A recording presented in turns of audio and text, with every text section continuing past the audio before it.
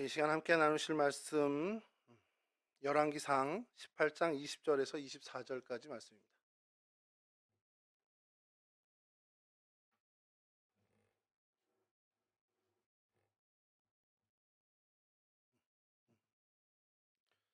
저희 한 절씩 교독하면 좋겠습니다. 아합은 모든 이스라엘 자손을 부르고 예언자들을 갈멜산으로 모았다.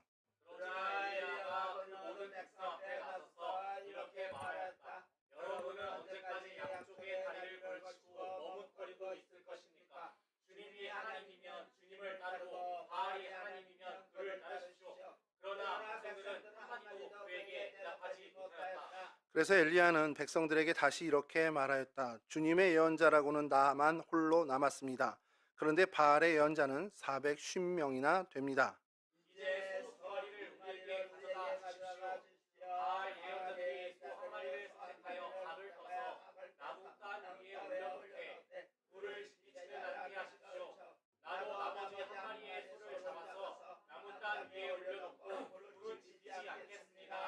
함께 하시죠.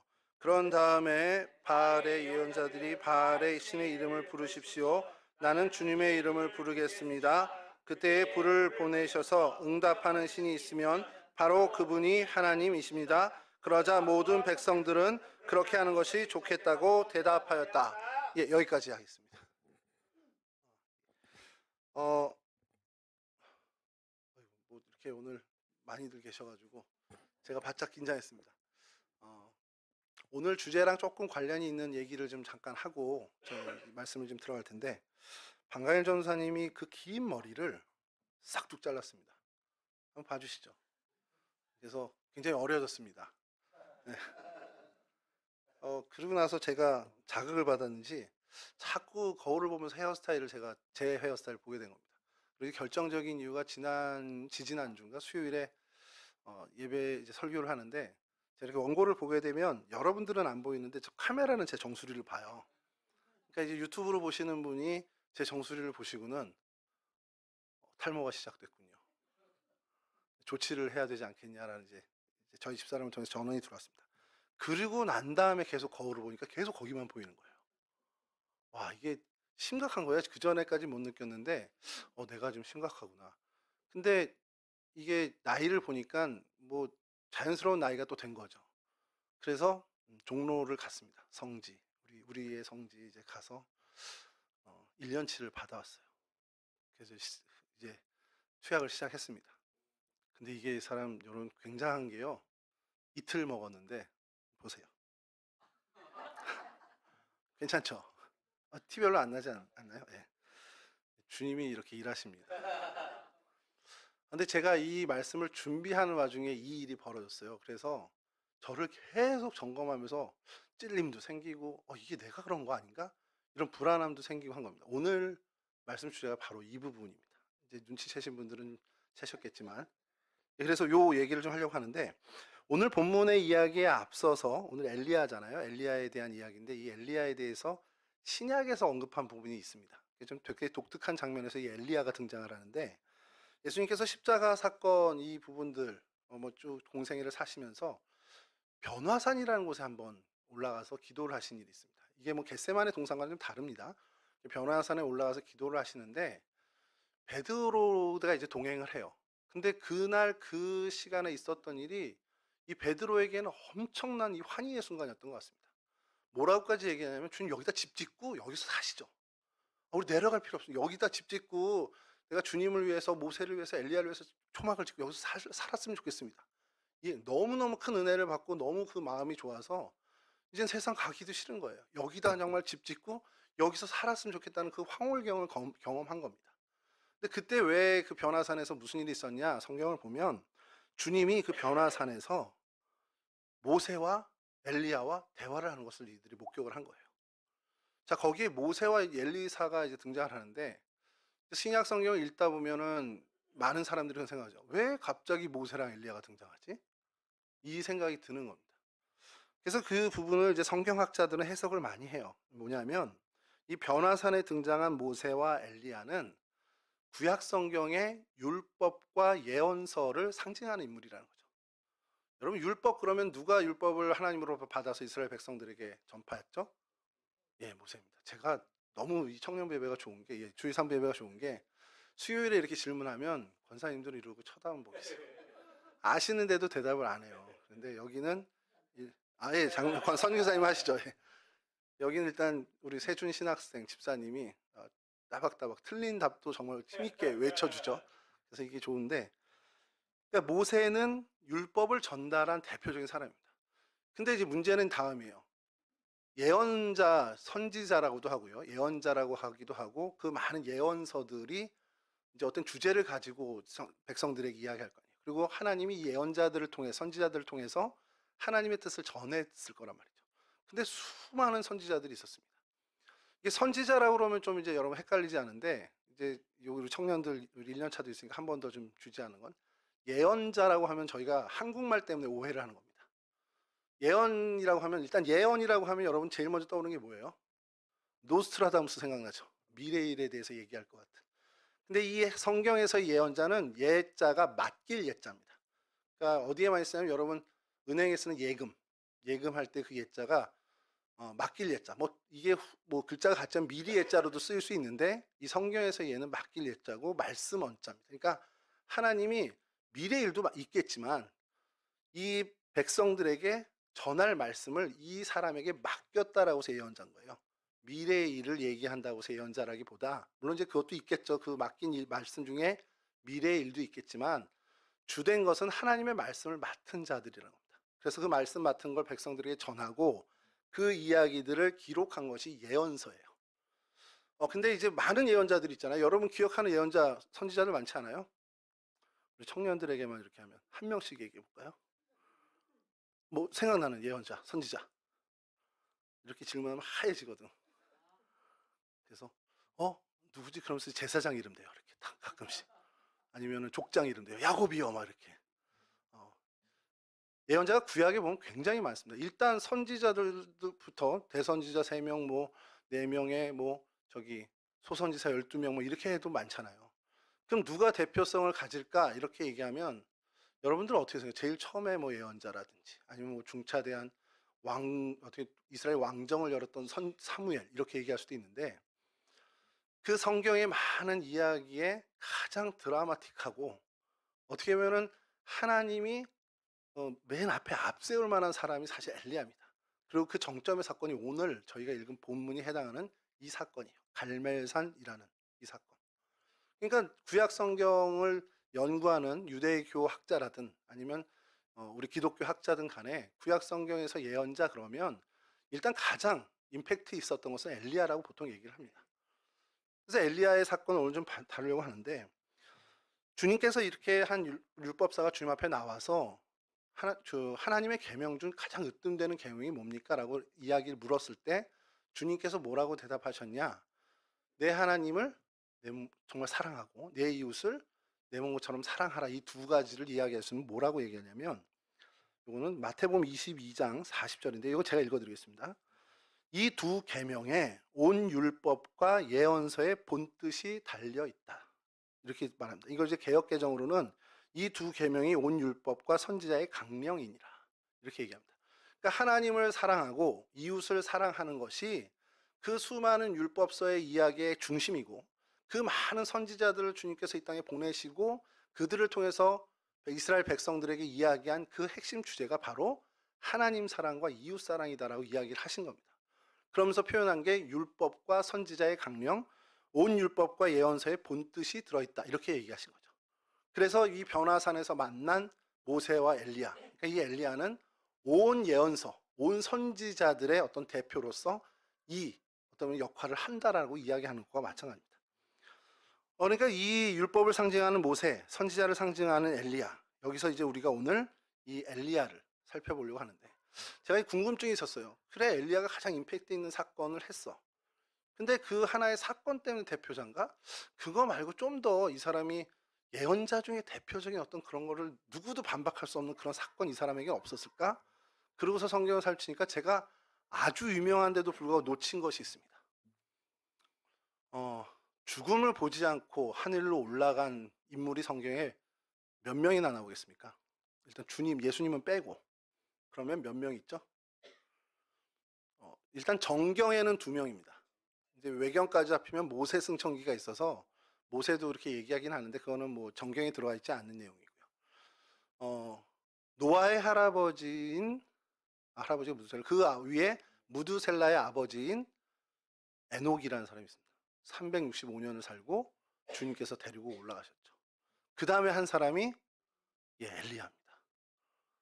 엘리야에 대해서는 나중에 좀 성경 공부 같은 시간 있으면 얘기하고 싶은 게 있는데, 이 인문 과학을 한 신학자들 중에 뭐 좀 이걸 해석을 되게 독특하게 하시는 분이 있어요. 사막의 토네이도가 이렇게 빨리 올라가서 이렇게 갔다라는 얘기를 하는데, 그 근거로 선지생도들이 이제 그 주변을 이제 수색하는 장면이 나옵니다, 성경에. 그러니까 그런 일이 그때 좀 있었던 일인가 보다. 흔하지는 않지만 그래도 가끔 있었던 일이기 때문에 저 선지생도들이 그 빨려 올라간 그 엘리야를 찾으려고 간 거 아니냐, 이런 얘기를 하면서 이제 근거를 대는데, 우리는 그렇게 믿지 않죠.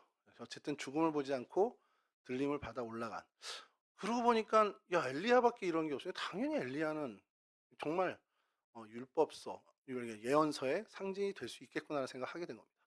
그러면서 이 갈멜산 전투를 새롭게 좀 보게 됐죠. 사실 이것을 시작하게 된 거는 성경의 인물 이야기를 좀 준비하다가, 수요 예배 때 준비하다 이제 엘리야를 이제 하면서 사실 한 2시간 정도에 걸쳐서 하고 싶었어요.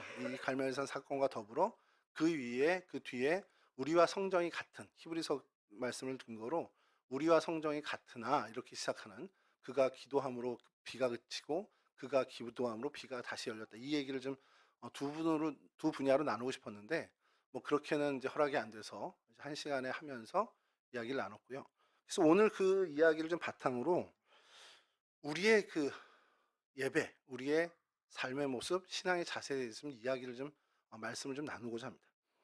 엘리야는 여호와는 그분 하나님이시다. 그러니까 여호와는 참신이시다. 그러니까 참 하나님이시다. 나의 하나님은 여호와시다라는 이름의 뜻을 갖고 있습니다.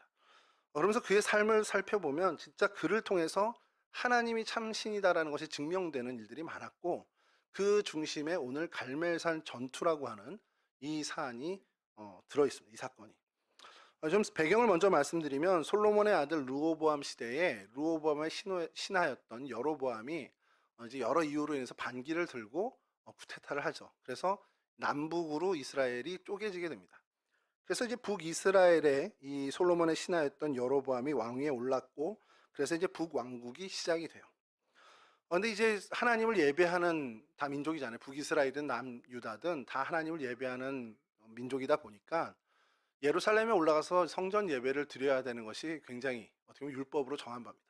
그러니까 북이스라엘에서는 남유다에 속한 예루살렘까지 가서 예배를 드려야 되는 백성들의 마음을 얻기 위해서 뭔가 대안이 필요했던 거예요. 그래서 베델이라는 곳과 단이라는 곳에 산당을 세우고, 소위 말하는 성전을 세우고, 거기에 금송아지를 어떻게 보면 깎아서, 출애굽 시절에 있었던 금송아지를 갖다 놓고, 이 송아지가 어떻게 보면 이 송아지 위에 하나님이 타셨다라고 정확히 그렇게 표현을 하지만, 어쨌든 금송아지가 우리를 애굽에서 이끌어낸 하나님이다라고 해서 거기서 성전 제사를 드리게 합니다. 이게 하나님 앞에서는 굉장히 가증스러운 일이 됐어요. 그 자체가 하나님은 굉장히 혐오하셨습니다. 그러다 보니까 이 북왕국에는 어떻게 보면 하나님이 선한 왕이라고 인정할 만한 왕이 단 한 명도 등장하지 않게 됩니다. 그 이후에 모든 왕이 하나님 앞에서 범죄하는 모습을 드러내게 되죠. 그래서 어떤 그런 혼돈과 불신앙의 시대가 계속 되게 되는데, 그런 와중에서도 최악의 왕, 뭐라 그러죠? 여기 뭐 진상 오브 진상이 되는 그 왕이 등장하는데, 그 왕의 이름이 바로 아합입니다.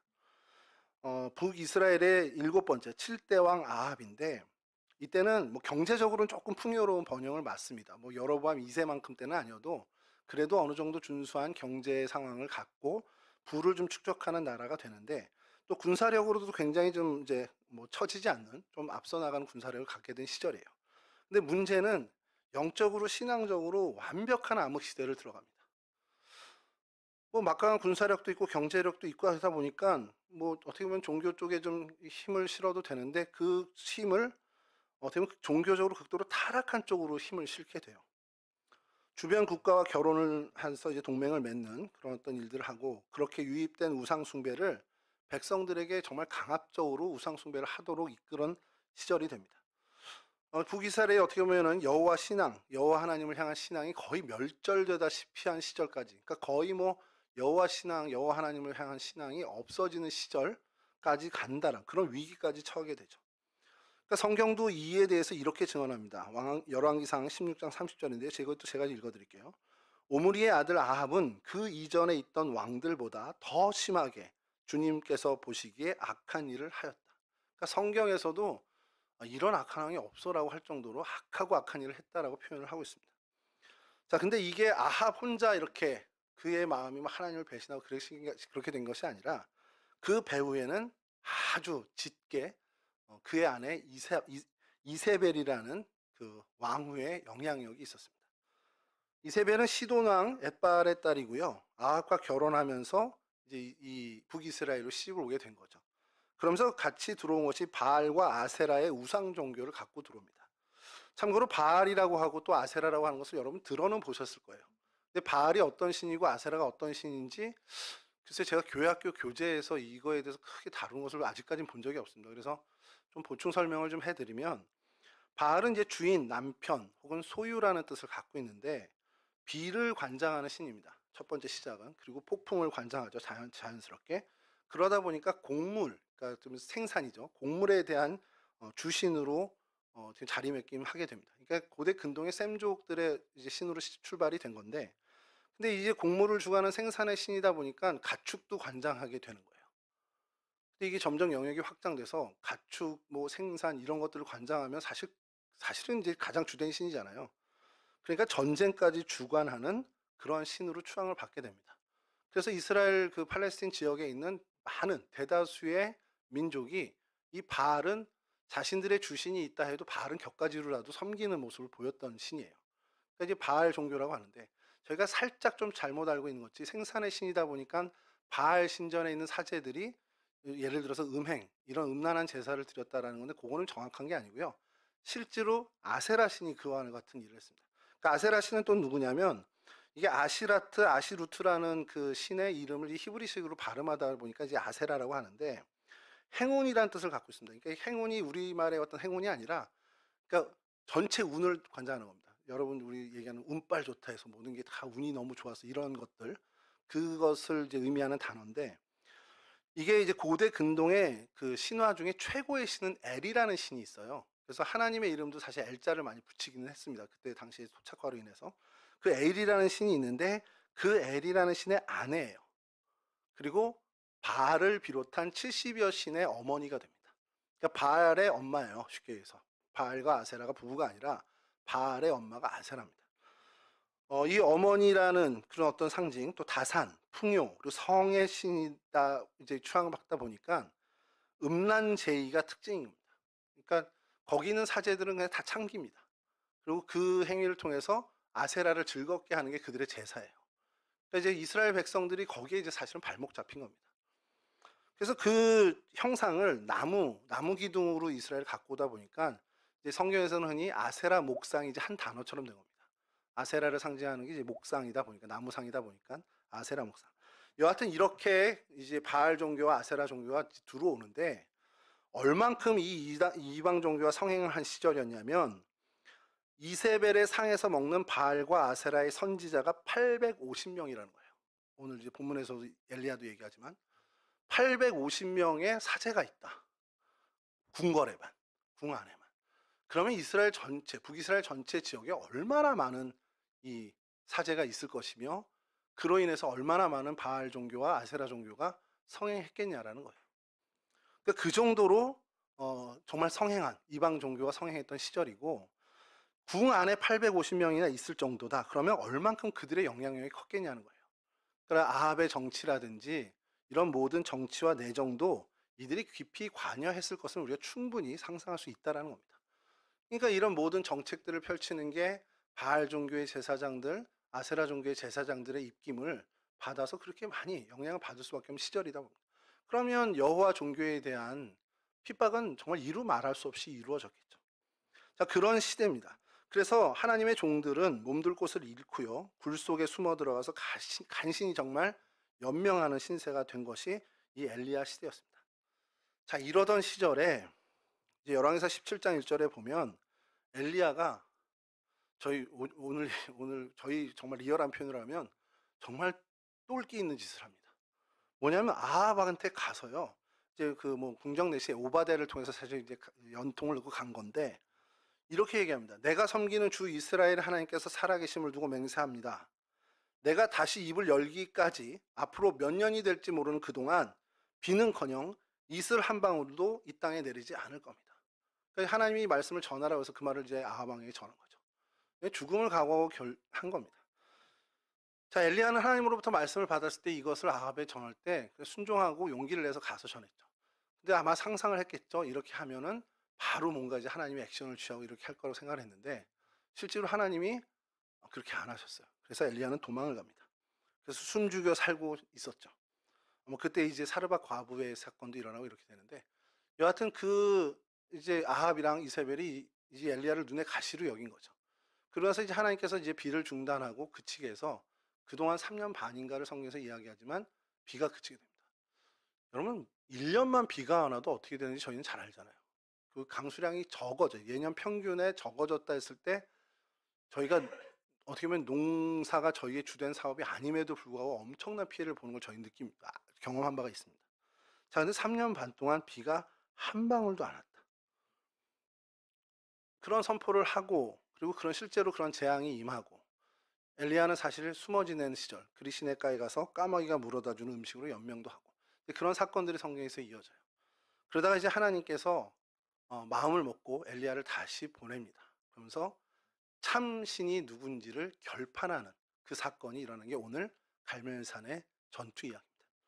자, 이 설명을 하기 위해서 여러분 계속 했는데 저는 이제 그 기다림의 시간이 좀 약간 눈에 들어온 것이 하나님께서 그렇게 선포하고 바로 뭐 재앙 때리고 이렇게 하시면 좋은데 그러지 않고 참 인내의 시간을 좀 어느 정도 갖게 했어요. 사르밧 과부의 집에 가서 공개함을 받는 시간도 갖고 그러면서 엘리야에게 뭘 가르치시고 싶어서 이런 시간을 주셨을까라고 생각을 해보니 결국 하나님을 향한 믿음, 온전한 순종 이 부분을 이야기하고 그것을 훈련시키는 그것을 터득하게 하는 시간이었다는 겁니다. 이것이 좀 일맥상통하는 것이 지지난주죠. 저희 조혜환 선교사님 오셔서 오후 예배 때 설교를 해주시는데 제가 그날 너무 큰 은혜를 받았습니다. 제가 삶의 어떤 제 목회 여정에 궁금했던 여러 그 이야기들과 주제들이 정말 한 방에 해결되는 뭐였냐면요. 그 잠깐 말씀드리면 여러분 우리가 내 인생을 이제 되돌아보면 여러 이야기들과 시간들이 있습니다. 그리고 이해 안 되는 기간들이 있죠. 그 시절에 내가 왜 굳이 그런 일을 다 해야 됐지? 왜 하나님은 나를 그 시절에 그렇게 나라까지는 아니더라도 많이 낮추셨을까?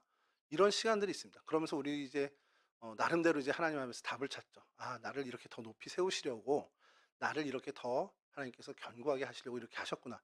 그런 생각을 하죠. 저도 그렇게 생각을 했습니다. 오랜 시간 정말 장돌뱅이 마냥 계속 돌아다니고 제가 결혼한 지가 올해 24년 지난 3월 4일로 24년 차가 됐습니다. 놀랍죠? 제가 이렇게 24년 동안. 자, 근데 요 근래 와서 이사를 덜 한 거지. 그때 15년 차에 이사를 16번을 했습니다. 14번을 했습니다.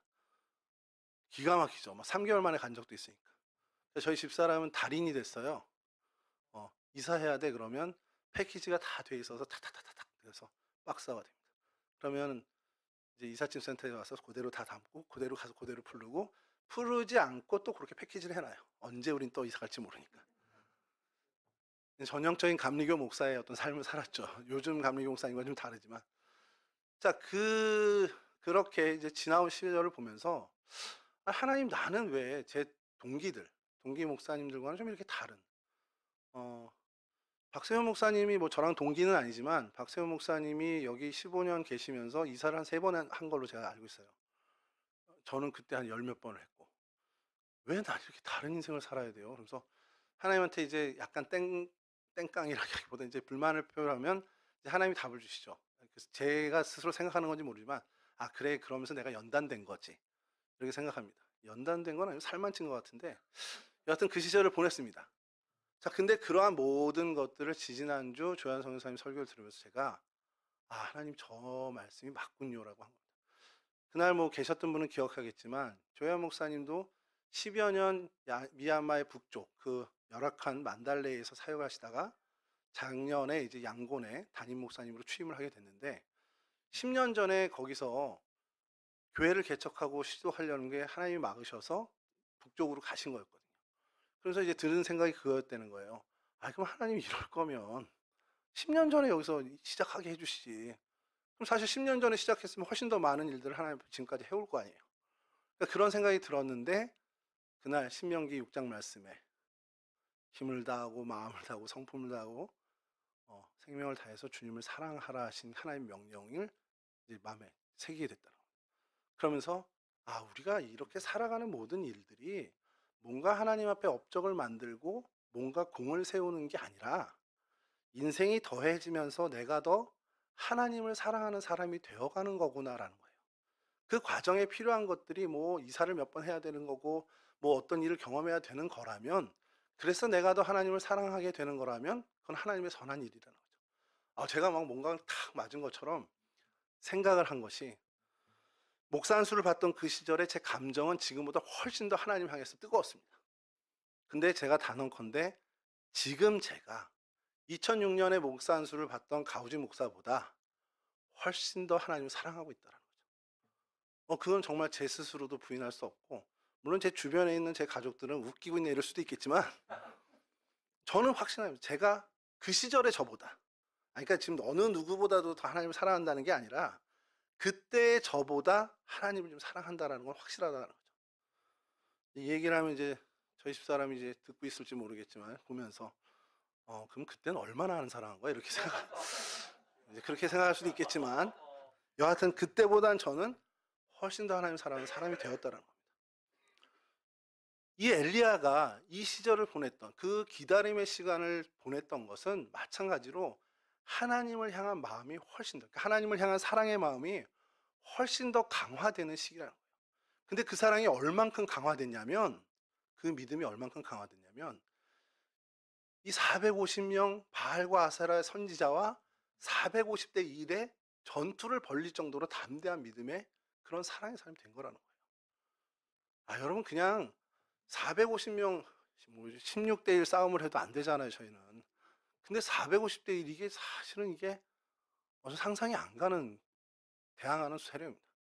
자, 그래서 이제 아합을 통해서 이 갈멜산에 이 아세라 바알의 선지자들이 모이고 엘리야의 이제 그 기도 이제 그 전투가 시작됩니다. 뭐 우리 그 결과를 잘 알죠. 엘리야가 압도적으로 그 바알 선지자들을 이겨내고 하나님이 응답하시는 불을 내리시는 사건을 통해 기손 시내가에 가서 이 바알과 아세라 선지자를 다 죽임으로 이 전투는 끝납니다. 자, 이렇게 되는 것으로 뭐 저는 이제 이 얘기를 좀 마무리하려고 했는데 가만히 보니까 이 대결의 과정에서 제가 좀 제 눈길을 사로잡은 표현들이 있었습니다. 뭐냐면 이제 바알 제사장들의 아세라 제사장들의 그 모습인데요. 열왕기상 18장 26절인데 제가 좀 읽어드렸어요. 자세히 들어보세요. 그들은 가져온 소 한 마리를 골라서 준비하여 단 위에 놓은 후에 아침부터 한낮이 될 때까지 바알은 응답해 주십시오 하면서 부르짖었다. 그러나 응답은커녕 아무런 소리도 없었다. 바알의 예언자들은 제단 주위를 돌면서 춤을 추었다. 그러니까 아침에 각을 떠서 장작 위에 올려놓고 바알이여 응답하소서 이제 불을 내려 달라는 겁니다. 근데 한낮이 되도록까지 이렇게 막 기도를 한 거예요. 우리 표현으로 막 정말 통성 기도를 한 겁니다. 근데 아무런 반응이 없었죠. 그래서 이 사람들이 다음 단계로 올라갑니다. 그 제단 뒤를 돌면서 막 춤을 추는 거예요. 이게 개역개정에서는 뛰놀더라라는 표현을 하는데 이 단어는 파사흐라는 단어로 말 그대로 광분하며 이렇게 그 안에서 춤추는 거긴 한데 이게 광기 어린 춤을 추는 겁니다. 그러니까 이게 어떤 모양과 제일 비슷한가 이제 성경 주석들을 좀 찾아보면 여러분 혹시 우리 청년들은 잘 모르겠지만 굿하는 거 보신 적 있습니까? 저는 어릴 때 할머니 댁에 가서 굿하는 거 한번 본 적이 있는데 무당이 계속 방방 뛰어요. 진짜 체력이 엄청 좋습니다. 그래서 뭐 거의 1 시간 이상을 방방 뜁니다. 그렇게 지금 저 운동하면 무릎 다 나가죠, 지금 같은 경우는. 근데 그게 약간 신기가 있는 거겠죠? 뭐 높이 뛰고 방방 뛰는데 지치질 않고 계속 꽹과리 소리부터 막 나면서 1 시간 이상을 그렇게 하는 걸 제가 본 적이 있거든요. 그 모습과 가장 유사할 거라는 거예요, 성경학자들에게는. 근데 450 명이 뜁니다. 아, 배대 여기 테바홀에서 했으면 무너질걸요? 그 정도로 뛰는 거예요. 그게 이들이 단계입니다. 그러니까 바알 종교 예식이 통성으로 기도하는 거예요. 그다음 단계가 이렇게 모두가 다 뛰는 겁니다. 발짝발짝 뛰는 겁니다. 자, 그러면 그다음에 응답이 왔을까요? 전혀 응답이 없었죠. 그랬더니 엘리야가 뭐라고까지 얘기하냐면, 야, 바알 신 자나보다 한번 깨워봐. 이렇게까지 조롱어린 이야기도 합니다. 성경에 이제 기사가 그렇죠. 그러면서 제가 이제 또 주목하게 된 것이 그 다음 18장 28절에서 29절인데요. 이제 춤추면서 이들이 그 다음 단계로 넘어갑니다. 그들은 더 큰 소리로 부르짖으면서 그들의 예배 관습에 따라 칼과 창으로 피가 흐르도록 자기 몸을 찔렀다. 한낮이 지나서 저녁 제사를 드릴 시간이 될 때까지 그들은 미친 듯이 날뛰었다. 그러나 아무런 소리도 없고 아무런 대답도 없고 아무런 기척도 없었다. 그러니까 이제 소리 지르고 막 뛰어노는 그 예수 관례를 넘어서 그 다음 단계 뭐냐면 자해를 하는 겁니다. 칼로 창으로 막 손을 긋는 거예요. 그래서 피를 내는 겁니다. 여러분, 이거 450명이 저기 우리 뭐 고대 그 잔디 광장에 450명 모여서 막 틀어놓고 음악 틀어놓고 막 뛰면서 막 몸에 막 기스를 내가면서 피가 흘러서 막 바닥이 막 피로 한다. 여러분 딱 보면서 제일 먼저 드는 생각이 뭘 것 같습니까? 여러분들 만약 그 광경을 봤다. 112에 신고해야죠, 일단은. 119도 동시에 신고해야 되겠죠. 어쨌든 지나가는 사람들이라 해도 그것은 그냥 눈이 갈 수밖에 없는 장면입니다. 그러니까 비주얼한 그 부분들은 거의 정점을 찍는 모습이에요. 그러면서 계속 소리는 여전히 지르고 계속 그 앞에서 파사흐 춤추듯이 뛰는 것은 여전하다는 거예요. 그러니까 눈에 보이는 것에 있어서는 이 바알 종교가 타 종교와의 어떤 비교를 불허할 만큼 엄청나게 비주얼한 종교라는 거예요. 그것이 그들의 예배 관습입니다. 그러니까 예배의 규례라고 할 수도 있겠죠. 처음에 이 본문 보면서 뭐 이렇게까지 해? 라고 생각했는데 가만히 보면 그거밖에 없는 거죠. 왜냐하면 참신이 아니니까 응답이 없습니다. 아니, 존재하지도 않는 그 바알에게 뭔가를 보여주려니, 아니, 뭐 예배한다라는 걸 보여줄 테니 존재하지도 않은 신에게 보여주려니까 주목을 끌 수밖에 없는 거예요. 그러니까 보여지는 것에 치중할 수밖에 없는 것이 그들의 예배 규례일 수밖에 없다라는 겁니다. 이방 종교가 다 그렇잖아요. 작두 타는 걸 제가 딱 한 번 봤어요, 평생에. 무당이 맨발로 버섯을 딱 그 자리에서 벗더니 작두가 한 6계단 있는데 그 위를 점프해서 올라가서 계속 다닙니다. 처음에는 저는 그냥 칼 모양 계단인 줄 알았어요. 근데 나중에 보니까 진짜 베어지는 작두다라는 거죠. 근데 그거를 아무 상처 없이 왔다 갔다 합니다. 그러니까 이제 마귀의 역사를 사실 저희가 실제로 보게 되는 건데, 그것만 봐도 제가 얼마나 며칠을 제가 막 트라우마에 시달리는지 몰라요. 그것만 봐도 너무 이게 정말 비주얼적으로 충격이었거든요. 근데 여러분, 450명이 자기 몸에 칼을 대고 창을 대고 피를 질질 흘린다. 이거는 뭐 주목을 끄는 데는 최정점이라는 거죠. 여러분, 이게 우상 종교의 특징이라는 겁니다. 우상 종교, 이방 종교의 특징은 보여주는 것, 여기에 온 생명을 다합니다. 그러니까 보여주기 식의 퍼포먼스가 그들의 예배에 사실 전부 다라고 해도 과언이 아니라는 거죠. 여러분, 보여주는 것, 소위 말하는 나를 포장하는 것의 최정점은 오늘날 뭐가 있을까요? 제가 이렇게 고민을 하다가 생각이 든 게 별그램일까? 이런 생각을 한 거예요. 카카오 스토리? 뭐 이런 생각을 했는데 사실 그거보다 더한 건 CF입니다. 여러분, CF 보시면 그 제품에 대해서 이게 이제 홍보를 하잖아요. 정말 그 제품에 대해서 정확하게 정보를 전달하는가? 제가 홈쇼핑을 보면서 이제 컴퓨터를 이제 파는 게 가끔 있어요. 브랜드 컴퓨터를. 근데 이제 제가 컴퓨터를 전혀 모르지 않으니까 조금 아는 사람이다 보니까 왜 저걸 강조를 해? 이게 CPU가 어떻고 캐시 메모리가 어느 정도고 램이 이 정도기 때문에 어떤 그 프로그램을 돌리는데 전혀 문제 없습니다. 이런 거에 초점을 맞춰야 되잖아요, 실제로. 근데 그렇게 하면은 대부분의 사람들이 못 알아들으니까 알아듣는 제일 좋은 겁니까? 자, 삼성입니다. 이게 최고입니다. 그리고 27인치입니다. 이런 어떤 요런 것들에 대해서 강조를 하거든요. 그러니까 굉장히 저도 보면서 막 사야 될 것 같은, 전화를 해야 될 것 같은 느낌이 드는 겁니다. 근데 홈쇼핑뿐만 아니라 일반 CF들도 보면 특별히 제가 이제 보면서 참 그랬던 게 맥주 광고나 이런 술 광고들 보면서 어느 목사님이 그 전에 그 얘기를 한번 하셨거든요. 우리나라 CF에 나오는 술 광고, 술을 마시면 정말 그렇게 된다라 그러면 우리나라는 천국이 됐을 거라는 거예요. 너무 세상이 아름다워지는 거예요. 술만 마시면. 근데 그게 아니잖아요. 보여주기식의 최정점. 어떤 그런 CF 같은 모습으로 어떤 종교, 예배가 진행된다. 이거는 이방 종교, 우상 숭배일 수 있는 가능성이 크다는 겁니다. 일례로에 여러분, 레위기의 제사 예식이 쭉 있는데 거기에 소제를 드릴 때 주님께서 하나님께서 얘기하시는 거예요. 누룩 넣지 마, 꿀 넣지 마. 누룩과 꿀은 절대 넣지 말라고 그 규례를 주세요. 그게 왜 그럴까요? 이제 가루로 만든 이 소재 그대로 내가 하나님 앞에서 정말 가루가 되어지는 겁니다. 맷돌에 얽히고 오늘 여러분 저희가 나눠드린 그 사순절 묵상집 보시면 오늘 이현주 목사님이라는 분의 기도가 있어요. 커피가 갈려지면서 커피향을 내는 것처럼 내가 사람들에게 들들 볶이고 맷돌 같은 어금니에 갈려도 그 갈리면서 내가 커피향을 내는 것처럼 나의 향기가 나면 좋겠다는 그 기도가 있는데 마찬가지입니다. 그러니까 소재는 맷돌에 갈려서 정말 고운 가루가 된 다음에 하나님께 드려지는데 그 드려질 때 누룩 넣지 말라는 거예요. 왜요? 부풀리지 말라는 겁니다. 갈린 그대로 하나님께 드리라는 거예요. 하나님 앞에서 뭔가 나를 부풀리고 요만큼 했는데 이만큼 한 것처럼 하지 말라는 겁니다. 꿀은 뭡니까? 내가 이래요. 쓴맛 그대로의 인생인데 뭔가 이제 꿀을 넣고 단맛을 가면 제가 이 부분에서 예전부터 한번 여러 번 말씀드렸는데 적절한 비유가 없는 거예요. 꿀을 넣고 이게 뭘까 하는데 제가 어릴 때 저희 아버지가 배탈만 나면 정로환을 주셨습니다. 차라리 배가 더 아프지.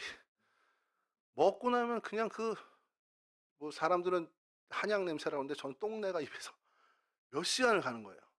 근데 이게 저희에게 복음과 같은 소식이 전해졌습니다. 정로한 당의정이 나왔습니다. 정로한에다 사탕을 입힌 거예요. 먹을만 하더라고요. 약간 냄새가 있는데 그래도 훨씬 좋아졌죠. 하나님 앞에 드려지는 거에 나를 포장하지 말라는 겁니다. 설탕으로 꿀로 쓰디쓴 난데 그대로 하나님 앞에 나가야 되는데 달콤함으로 포장하지 말라는 게 그 하나님의 소재의 정신이라는 거죠. 여러분 이와 같은 게 정말 하나님 앞에 영과 진리로 드리는 예배라는 겁니다. 영은 마찬가지로 성령 하나님께서 우리를 이끄시는 예배고요. 진리는 있는 그대로 나를 하나님 앞에 진실되게 드리는 그 예배를 진리로 드리는 예배라고 성경은 이야기하죠. 여러분 바알과 아세라 종교의 제사, 관습 이것은 신에게 초점을 맞춘 게 아닙니다. 보는 사람들, 회중 이들의 눈에 초점을 맞춰서 벌어지는 종교의 규례, 곧 퍼포먼스입니다. 그래서 비주얼한 모양에 있어서는 정말 어떠한 쇼보다도 훨씬 더 주목을 끼는 비주얼한 퍼포먼스가 드러나게 된다는 거죠.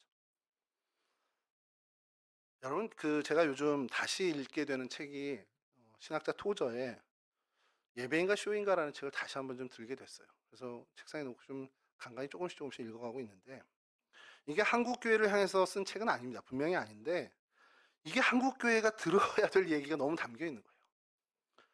무슨 얘기냐?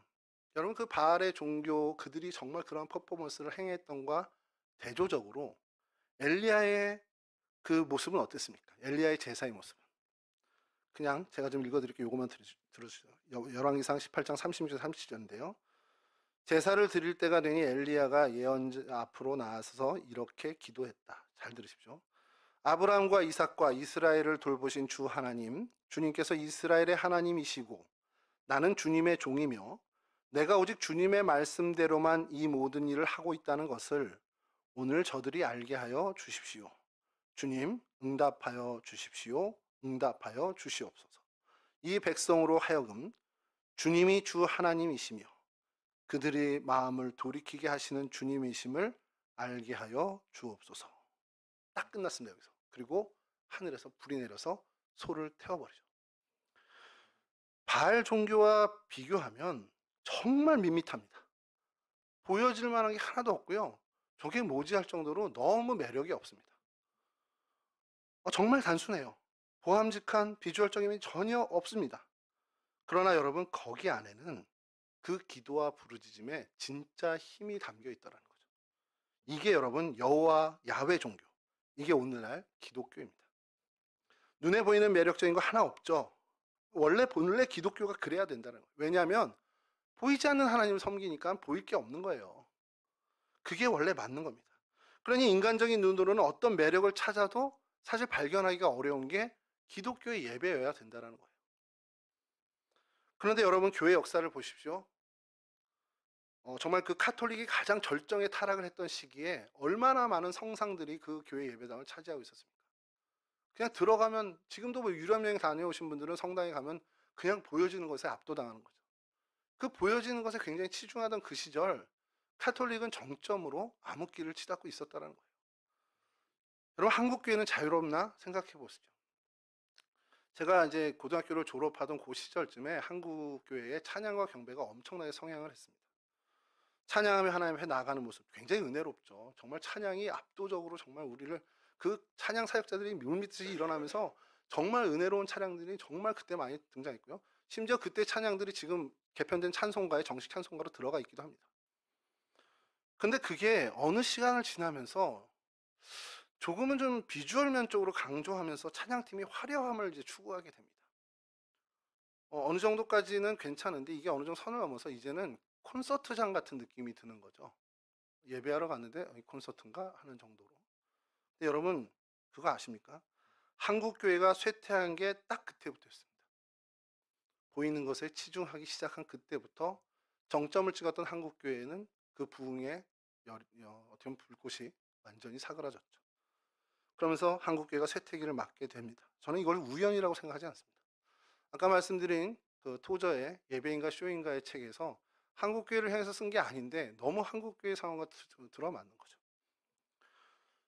여러분, 우리가 찬양팀이 있죠. 저희 청년부 찬양팀이 있고 이렇게 예배를 준비 앞서는데, 고마운 거는 저희는 비주얼한 게 없어서 감사해요. 아까 우리 방관희 전사님은 바닥에 앉아서 이렇게 치고 하면서 이 뭐야, 지 버스킹인가? 돈이라도 좀 드려야 되나?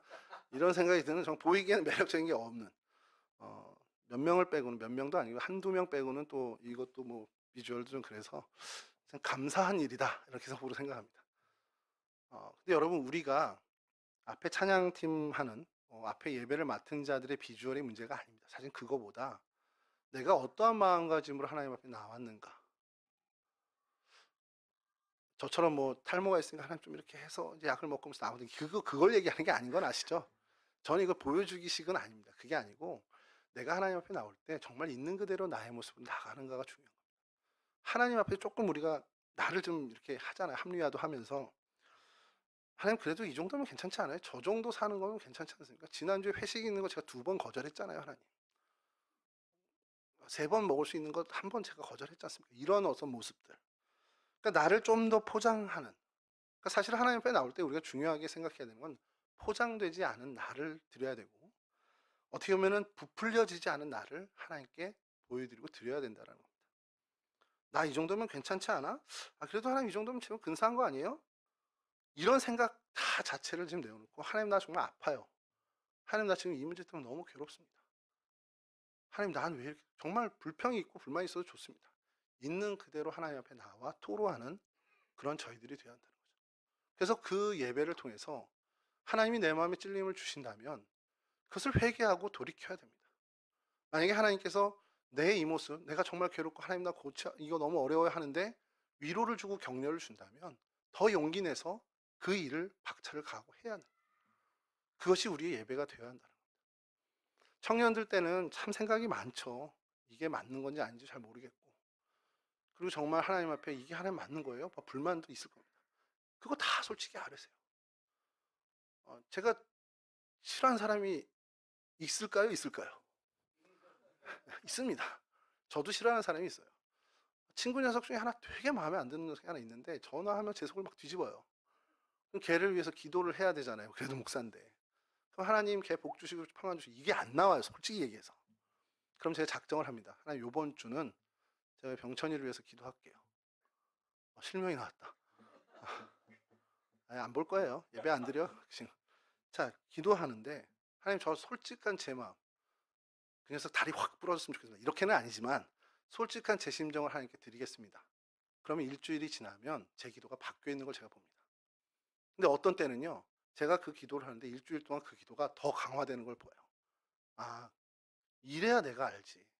기도 안 하면 이게 하나님 뜻이 어딘지 제가 모르는 거예요. 더디더라도 기도해야 그 기도의 끝물에 하나님의 뜻이 무엇인지를 발견하게 되는 겁니다.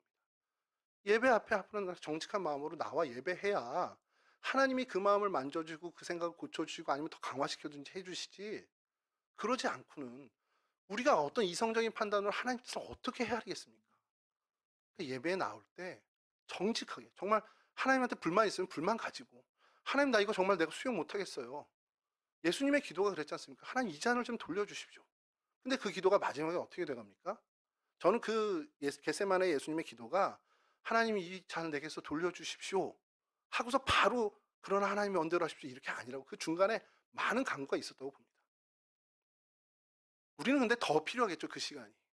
하나님 앞에 얘기해요. 하나님 나 왜 이렇게 돼야 돼요? 나 이런 상황 너무 싫어요. 소위 얘기는 하나님 나 이따위로 수강 신청 되게 왜 이렇게 하나님 이렇게 해주셨어요? 이렇게 되면 누구는 공강 이틀이랬는데 전 하루밖에 없잖아, 이런 것도 다 토로하는 겁니다. 그러면 그 기도, 그 예배를 통해서 하나님이 우리의 마음을 만져주시죠. 그리고 전혀 내가 못 봤던 새로운 시각으로 나의 상황을 보게 해주십니다. 그러면 그것이 감사의 조건이 될 때가 있어요. 이런 얘기를 좀 하면 정말 예배하고 기도 좀 해보십시오. 그리고 나서 다시 말씀을 좀 나누자는 거예요. 기도 한 번 안 하고서 목사님 그거 아니에요, 이렇게 하실 수도 있는데, 예배자로 나올 때 정직한 마음으로 하나님 앞에 이렇게 나가라. 내 마음의 쓴뿌리까지 다 가지고 나가시길 바랍니다.